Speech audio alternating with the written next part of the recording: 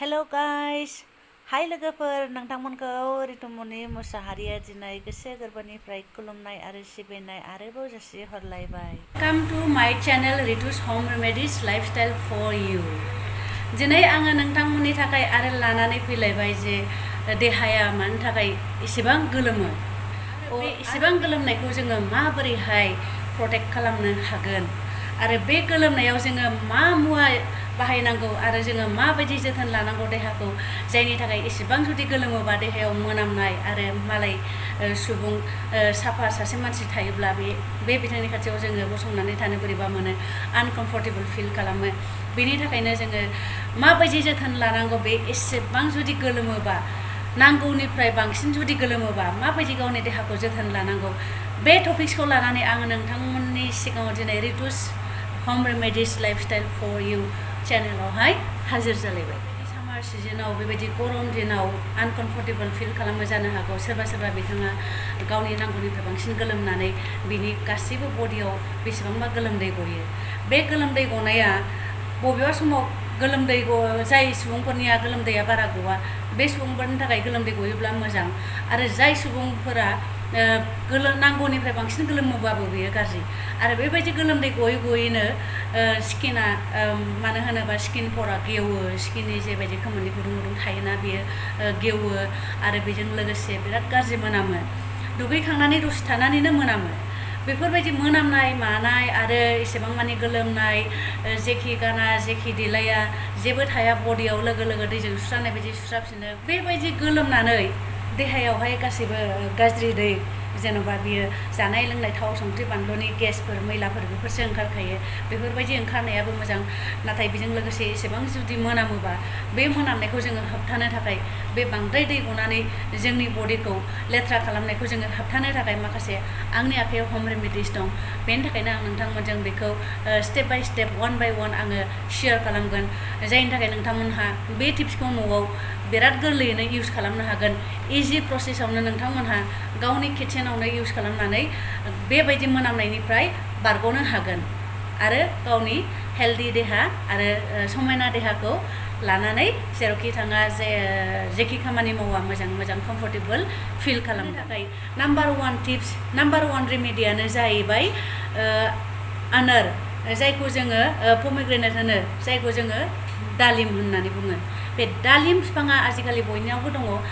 बे दालिम बिफांनिफ्राय माखासे बिलाइखौ नोंथांमोनहा मा होनो बेखौ खानानै उनग्लिनानै बिनि रसखौ बरनदो खुरैयाव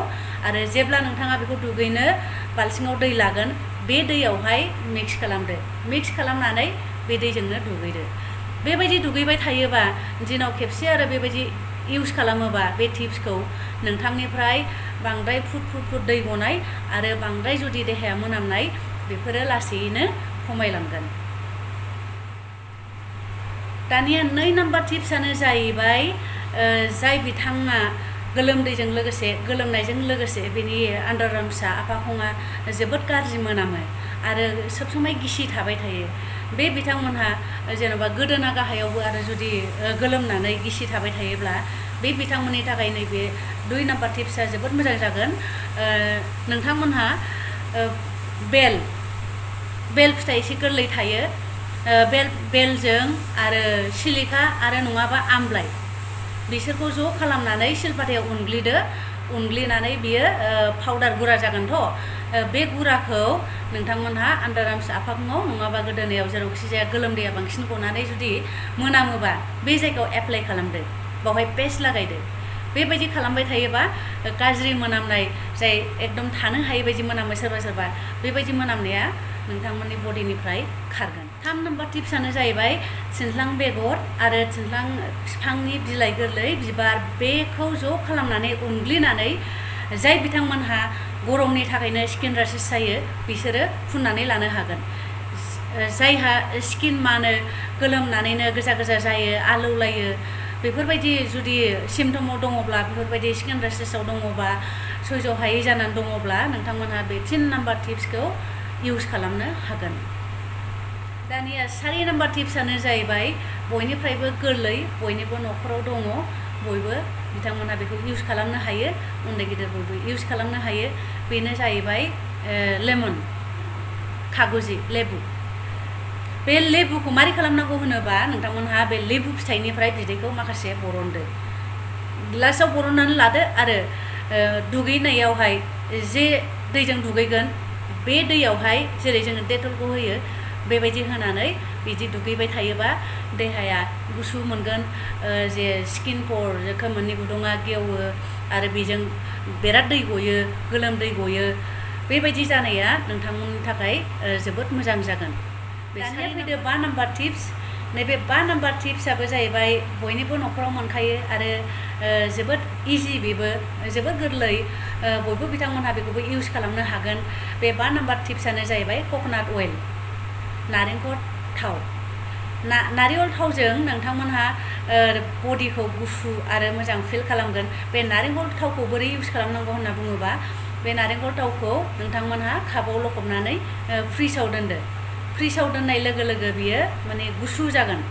गुथा जागोन बेखौ बे गुसु जानायखौ उन्दै गोरलैबाबो गिदिरबाबो इउज खालामनो हागोन जायनि स्किना गरम जादों बिराद गोलोमदै गयो आरो माइसुंबो बेरदों बे गरम बोथोराव माने दानो गरम दानो गुसु बेजों बहुत माने आनकमफर्टेबल फिल खालामो सह्य खालामनो हायै बायदि जायो दा बे तरिकाखौ नोंथांमोनहा इउज खालामनो हागोन 5 नाम्बार टिप्सआबो सबसे इजि बेखौ नोंथांमोनहा बयनिबो न'खरावहाय इउज खालामखायो